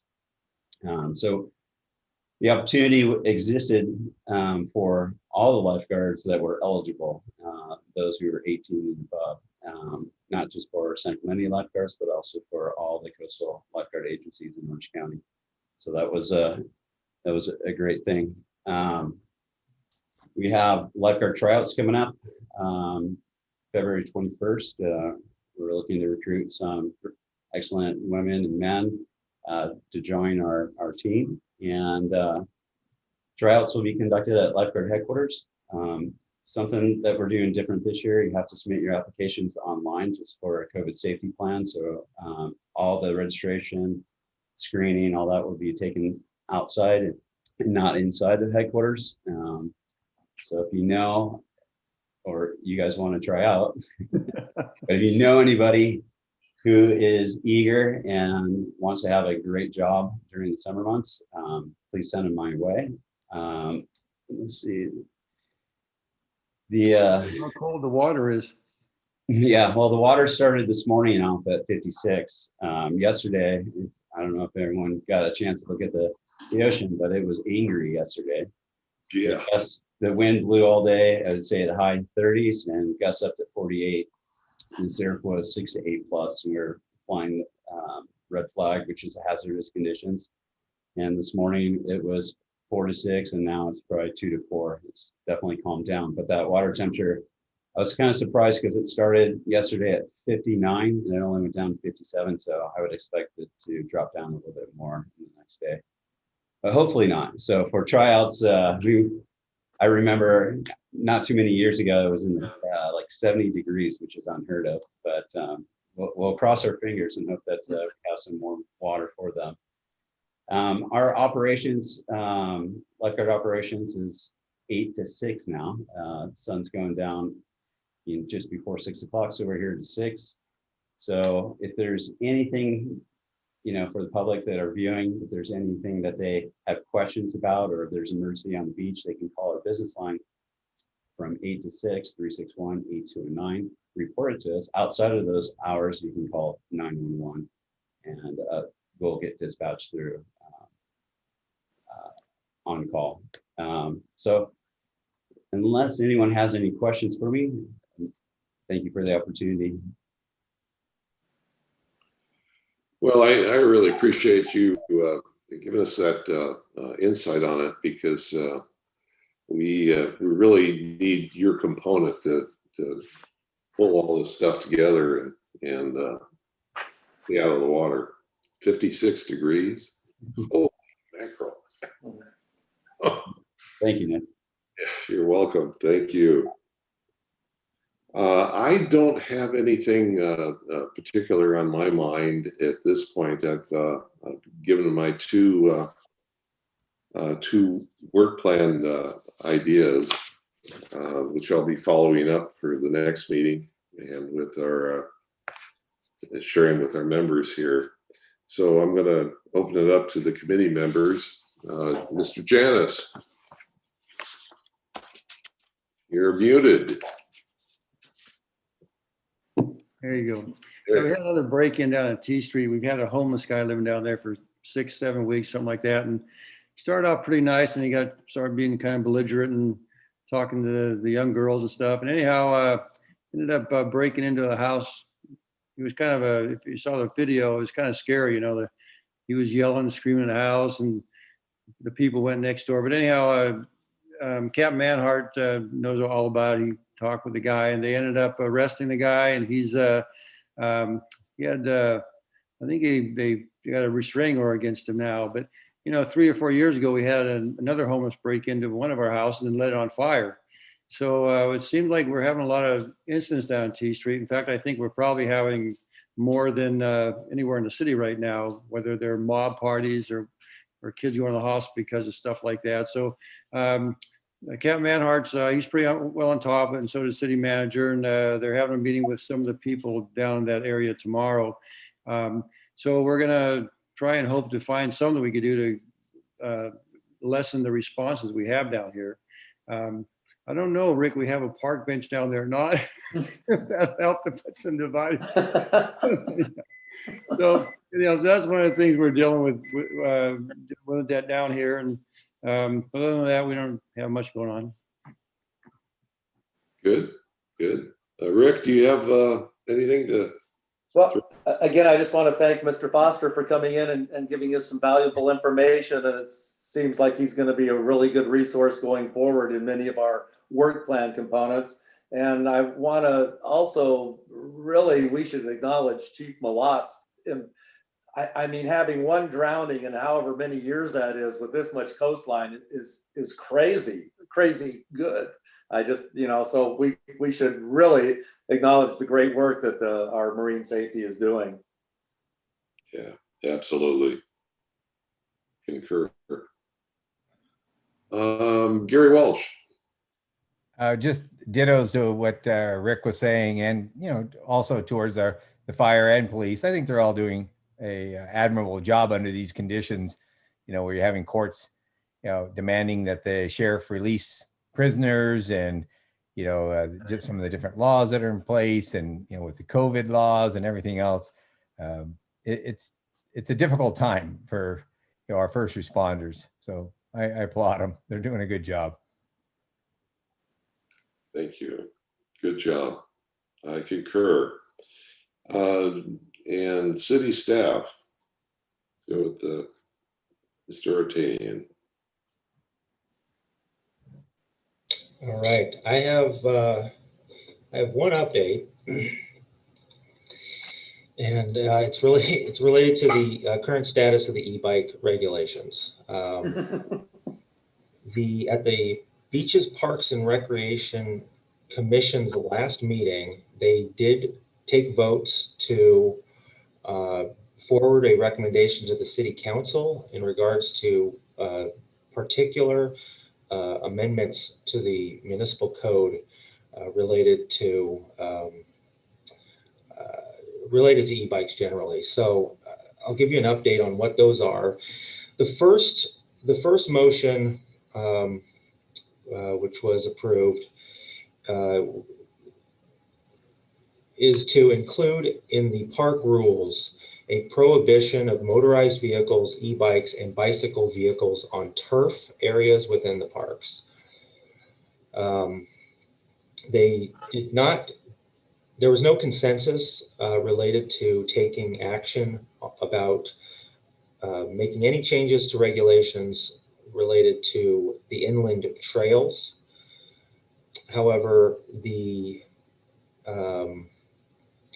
code was by motion. They did decide to make a recommendation to amend the municipal code in the following ways.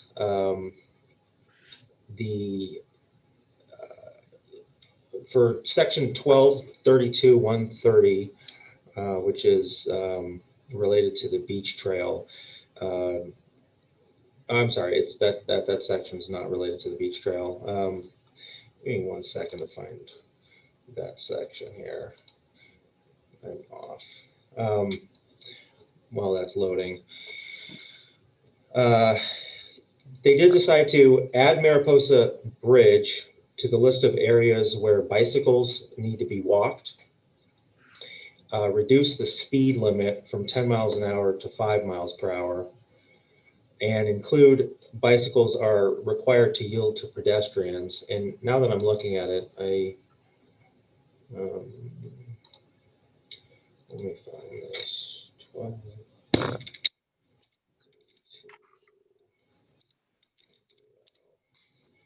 Apologize, I had this earlier and I lost it.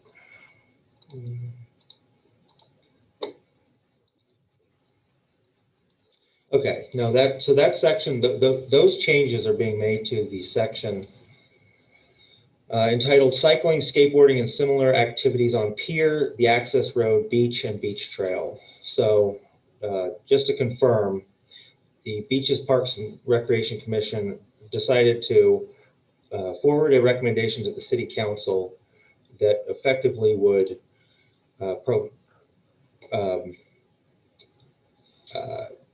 place e-bikes on the list of vehicles in subsection A, which just adds them to the regulations that they need to abide by.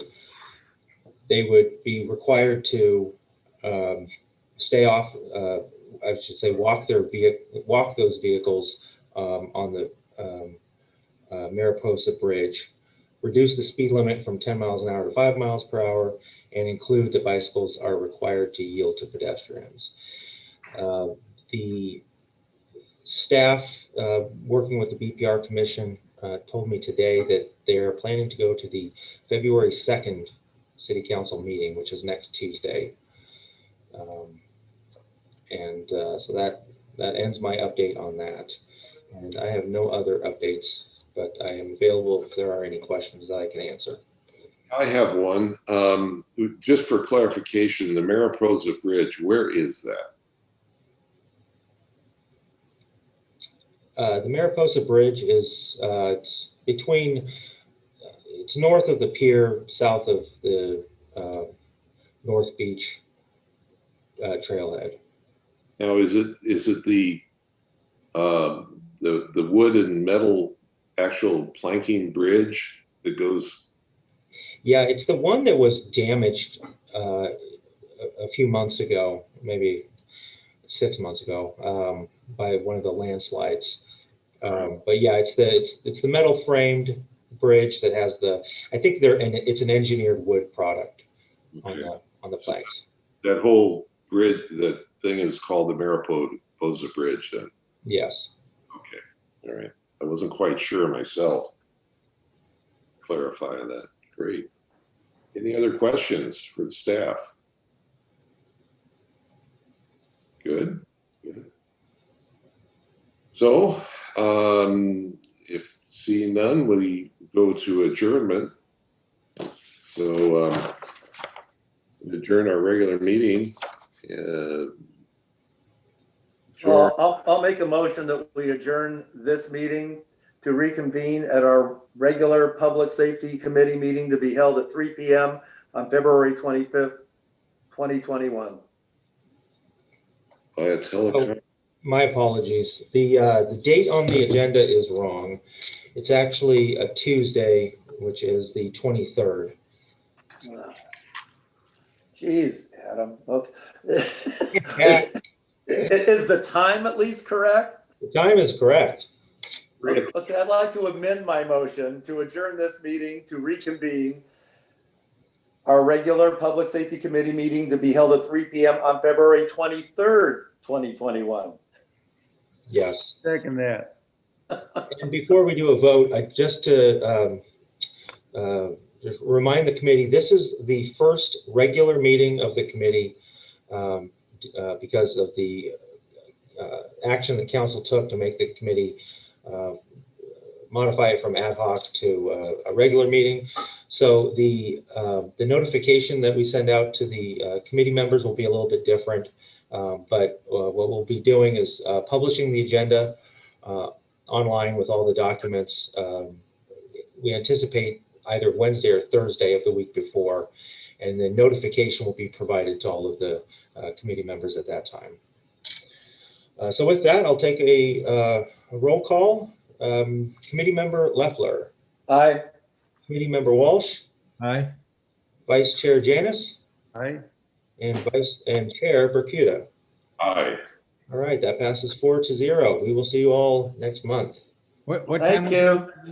Thank you. 3 o'clock. Three. Gary, 3 o'clock. 3. Okay. All right.